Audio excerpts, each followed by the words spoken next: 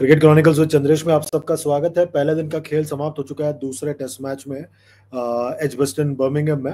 और पहले दिन का खेल आपको कहना पड़ेगा at the end of the day थोड़ा पलड़ा भारी है भारत का। पर आई थिंक आज का स्टोरी यही है जो मैंने पहले भी एक शॉट बनाया था कि ये जो सिलेक्शन हुआ है आज इंडिया की टीम का इस टेस्ट मैच के लिए, उस पर ही होगा पूरी बातें। बिकॉज मुझे लगता है कि इस टेस्ट मैच में जो सिलेक्शन हुआ है बहुत ज़्यादा नेगेटिव अप्रोच लगा है मुझे। बहुत ज़्यादा वनडे T20 वाला अप्रोच, ज़्यादा T20 वाला अप्रोच लग रहा है, ना कि वनडे का। बहुत सारे 3 ऑलराउंडर हैं लाइनअप में और आप उम्मीद कर रहे हो कि बैटिंग लाइनअप थोड़ी लंबी हो जाए, क्योंकि पहले टेस्ट मैच में आपकी बैटिंग लाइनअप बिल्कुल नहीं चली, उसकी वजह से आपने बैटिंग लाइनअप को थोड़ा लंबा किया।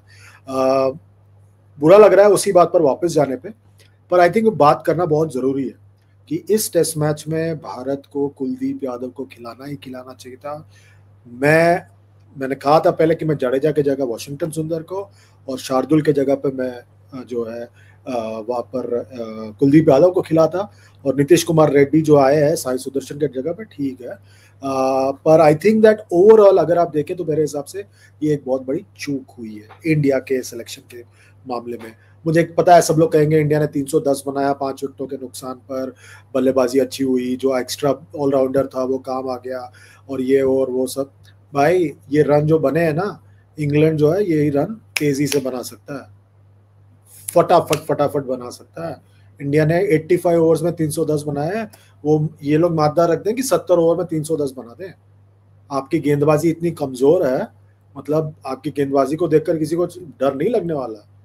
ये बात हमें समझ जाना चाहिए कि कोई जो है इस गेंदबाजी आक्रमण को देखकर डरने नहीं वाला। मतलब ऐसा कोई गेंदबाज नहीं इस लाइनअप में जिसको देख के आप कहे कि ये इस बंदे की वजह से 20 विकेट आएंगे। वॉशिंगटन सुंदर का सिलेक्शन जरूर हुआ है, पर उसका मुझे नहीं लगता कि वो 20 विकेट आने वाले हैं। और मेरे ख्याल से ये जो है मौका जो है बहुत बढ़िया मौका बना है इंडिया के लिए इस टेस्ट मैच में। पर आपको इस बात का इल्म होना चाहिए कि आपकी गेंदबाजी बहुत कमजोर है, तो आपको बहुत बड़ा बफर चाहिए यहाँ पर।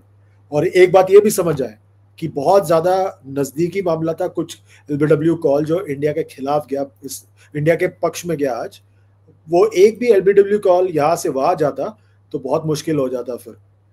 तो I think that India has to be very very careful on this particular thing. और जायसवाल जबरदस्त बल्लेबाजी, फिर एक बार बेहतरीन बल्लेबाजी। आई थिंक उन्होंने जो एग्रेसिव अप्रोच इस्तेमाल किया, बहुत बेहतरीन बल्लेबाजी उनके तरफ से। I think I love the approach of Jaiswal. वो लगे रहे और लगातार वो कप्तान बेन स्टोक्स के साथ भी बातचीत किए जा रहे थे, which was good to see. Karun Nair number 3 नया पोजीशन उनके लिए इंडिया के लिए टेस्ट क्रिकेट में। काफी मुश्किल में थे शुरुआत में, he was being put under pressure. Chris Woakes बार बार उनको सवाल पूछे जा रहे थे। ये क्रिस वोक्स का घर का मैदान है, वॉरविकशायर के लिए खेलते हैं वो, एजबस्टन उनका घर का मैदान है। ही बॉल्ड वेल एंड उन्होंने टेस्ट किया क्रिस वोक्स ने शुरुआत में। पर DRS जैसे मैंने कहा वो इंडिया के पक्ष में गया तो बाल बच गए। करुण नायर लंच तक अच्छे बल्लेबाजी की और फिर आउट हो गए। फिर उसके बाद जो है कप्तान आया शुभमन गिल, जबरदस्त बल्लेबाजी की उन्होंने। सेकंड कंसेक्यूटिव 100, मुझे बहुत मजा आया उनका 100, and I think that this shows that he has a lot of steel in him. पहले टेस्ट में पिछले दौरे पर वो पहला टेस्ट मैच नहीं खेले, बीच में एक टेस्ट मैच में ड्रॉप हुए, और एशिया के बाहर उनका रिकॉर्ड एकदम खराब है टेस्ट क्रिकेट में, और मैं सबसे बड़ा क्रिटिक रहा हूं उनका टेस्ट क्रिकेट के मामले में। To score 2 successive 100s on an England tour as captain, fantastic Shubman Gill. Rishabh Pant will be very disappointed अपने शॉट से। और दूसरी तरफ जो है नीतीश कुमार रेड्डी, अब क्या कहें, उनको पहले टेस्ट मैच में खेलना चाहिए था, उन्होंने पिक नहीं किया उसको, और दूसरे टेस्ट मैच में तब आए जब उनके ऊपर प्रेशर बहुत ज्यादा था, क्योंकि साई सुदर्शन जैसे बल्लेबाज को बाहर करके वो बाहर गए। और I think that this will be something that India will have to think about, कि साई सुदर्शन जैसे बल्लेबाज को बाहर किया आपने। नीतीश कुमार रेड्डी को पहले टेस्ट मैच से बाहर होना ही नहीं चाहिए था, उन्होंने ऑस्ट्रेलिया में 100 मारा था यार, आप उसको कैसे बाहर कर सकते हो? और हर टेस्ट मैच में उन्होंने कुछ ना कुछ किया था। I think that's why they need to look at their selection once again. पर towards the end of the day, Jadeja ने कप्तान शुभमन गिल के साथ मिलकर एक जबरदस्त साझेदारी की, 99 रन्स की।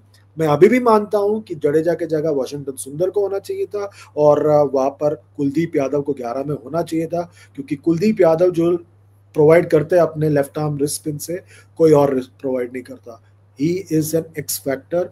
इंग्लैंड इतना खुश होगा कि बुमराह और कुलदीप यादव, दो एक्स फैक्टर गेंदबाज बाहर बैठे हुए हैं और बाकी जो गेंदबाज हैं आपने उन पर अपना दाव खेला है।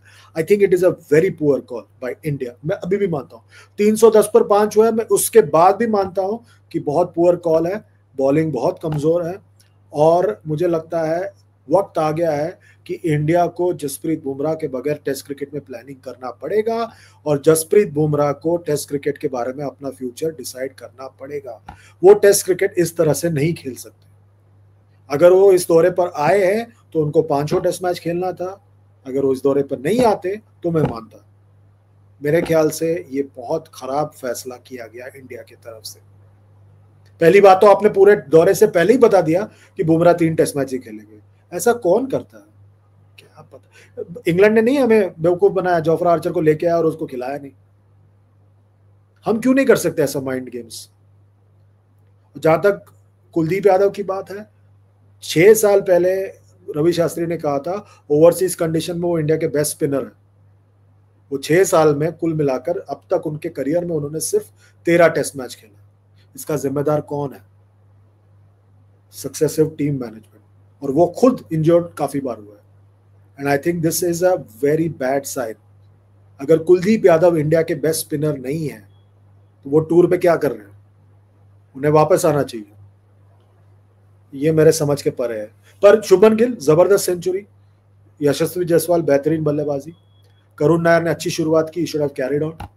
Rishabh Pant will be very disappointed with his shot. KL Rahul obviously chop on किया, they will be disappointed. Overall 60% India के फेवर में था आज का दिन और 40% इंग्लैंड के फेवर में। मैं अभी भी मानता हूं अगर डीआरएस कॉल इंग्लैंड के फेवर में जाता ना तो ये कुछ भी हो सकता था। आज का दिन इंडिया के खिलाफ भी जा सकता था। आपको क्या लगता है? वीडियो को नीचे कमेंट कीजिए, लाइक कीजिए, शेयर कीजिए, सब्सक्राइब कीजिए और साथ ही साथ नोटिफिकेशन की घंटी बजाइए। अभी के लिए बस इतना ही। अपना ख्याल रखिए। Good night, goodbye and God bless.